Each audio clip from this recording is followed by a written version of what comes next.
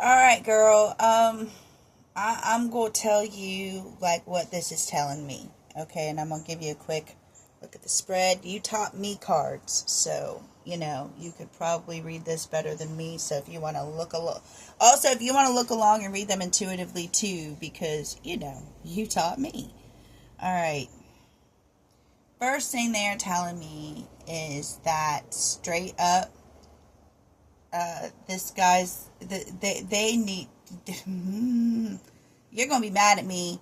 They need you on the team. That's what they told me. That I'm not gonna lie. They need you on the team, and that, like, you call it rage. That all that emotion that comes up, that like we can really connect on because we both go through the same thing, and we keep thinking that it's our poison, when in actuality that's our magic. Yeah, that's our magic, and they need to show you now how to use that. They need to show you how to use your weird. So they had this guy. What they're telling me is he was good for a certain period of time of your life. He was meant to do a job for a certain period of time of your life. Okay, and now, but he may come back. He may. Okay, but he may try to. Okay, but what this is saying right now is you need to listen to your intuition. Is this something that can be, put back together? Is this something, that you can, and this is, and I really think you might have a different perspective after this. Let me show you the other side too, because it's a possibility. That actually matches the color of that, so I'm going to go with this side. This is also making you look at things that you didn't want to look at. This energy is making you see things that you didn't want to see, and that's what you are being forced to do right now. And they're saying, the Four of Swords is all about resting. You're wounded. You just got struck, so you need to rest, and and be disappointed, cry. That's okay. Get the emotion out. In all honesty, like, you were betrayed. That's what it comes down to, in my eyes anyway. I know you don't see it like that, but what they're saying is that you've been concentrating on this relationship, on your stability, especially in this relationship, and they need you to concentrate on not that. Okay, and what they're also going to see to get you to break that concentration, and again, you don't have to take this. You don't have to take this, but you might see them offer, something else to somebody else. You know what I'm saying? And that might just make you, now you got to keep it together because all the kids and stuff, right? But if this don't happen, this might not happen. I'm telling you what they're telling me. But what they're saying here is this person is typically like in long-term relationships and jumps from a long-term relationship to another long-term relationship. And the one that they're about to jump into is broke down. And I don't know, like, what's up, but he's going to come in and fix it. Going to come in and manage it. He honestly could be rebuilt. He honestly could be rebuilding a car. I don't know. That's on the table, literally. But there is something else that he's committing to. There is something else that he thinks he can fix up, that he thinks that if he commits to, he can, fix it up. But mind you, you're going to find something, message of love, message of, something that is going to make you, hurt. They wanted me to read the unicorn to you, and it says reconnecting to your higher wisdom or divinity. It's difficult to see, hear, or think of a unicorn without immediately questioning if it's real. Did they ever exist? Perhaps long, long ago. The mind answers maybe, or it could be, or no way. This very contemplation explains our relationship with divinity and encapsulates our wavering belief in the unicorn. And you are the unicorn, but there is something here. The sun is on the table.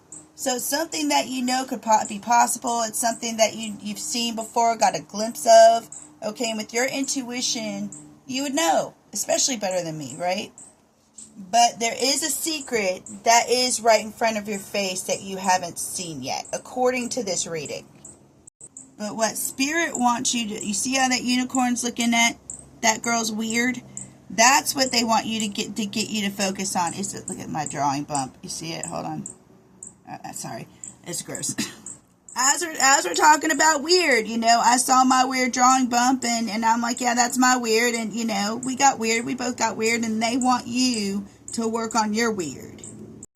And they're saying that you will get a flying monkey.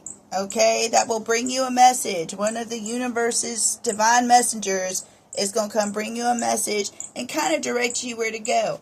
I think you might start off kind of opening up to spirits that are around you if you haven't already. You might start off, hearing, that type of stuff or dealing with that type of stuff too. Or you might have a paranormal experience, actually, if we want to go there. Like, see a full-on apparition, or something like that. Here's another thing that gets me about this whole thing. What they're telling me, again, I might be wrong. So, but what they're telling me is, like, he seems like he's already started to heal from this. It's like he went through the breakup, like, a long time ago, or he went through the breakup. When women decide to leave somebody, they, like, check out, like, a while before and go through the mourning process, and by the time they leave, they're pretty much healed. And you'll be able to tell because it's like this person moves on quickly, and that's what this is saying. Again, it's like you'll be able to tell, like, if, this reading is correct by is this person moving on quickly, because this is saying, like, this person has their wit, and you got to be, like, in a high frequency or, in the flow to have your wit. Or to be witty, you've got to be in flow. And you'll notice this person's wit's starting to come back, and they're starting to, like, invest in themselves and take care of themselves. That's how you'll know. But I'm also just letting you know that whatever they jump into is not going to be real. It even could be, that. But, could be somebody of the same sex as well. That could, with this card popping up like that. But whatever, like, it's not, like, anything that's viable because this person doesn't have the tools to maintain something viable. This is also the second time of me recording this because I hate doing this, to people I love. But another thing is, too, is, like, the expectations people have of you, you're going to way surpass them. You're going to way surpass them, and you are starting now the point of your life where you're going to leave behind a legacy. You know what I'm saying? You're gonna be able to you're going to leave something behind that's amazing.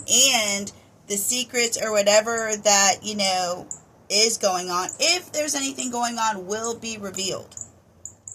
And another message they told me to tell you is to take your time and energy now and invest it in you.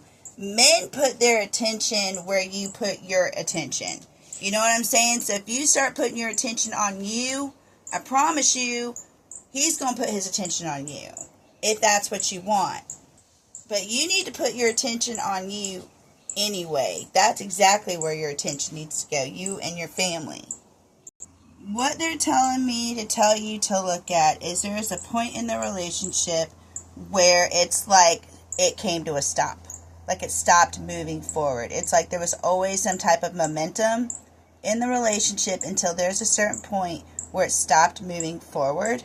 In other words, he stopped really investing in it. Might even been at a point where he was fighting with somebody at work, or there was competition in his life, somebody he didn't like, and somebody that made them feel left out. They said that's the point where everything started shifting. And again, I'm just telling you what the cards are telling me. If it's not right, do not take it. But the main point of this is them telling me that they're basically calling you back to work. Like, it's time for you to do what you came here to do. At least start preparing. You're not going to be able to just jump off that train and jump on their train and be like, all right, let's go to work. You've got to train in order to do that. You got to find out, who you are in order to do that. You don't even know what you can do yet. And that's what you've got to find out. And you're not going to do that alone. You got a whole coven standing behind you. And no, we're not a big coven, but we're a powerful one. So know that you're not alone. And know that we're standing behind you. And I know I'm a bitch, but I want you to see the truth. And I want you to, so you don't have to spend so much time in that hole. That hole sucks. And if I was there, I'd be bringing you snacks. We'd be doing our hair and our toes. I'd even sit there with you during your Ghibli stuff. Anyway, I love you, and let me know when I can put him in a jar and in my freezer. Not him, but you know what I'm saying, then his name. Okay. I love you, and I'm here if you need me.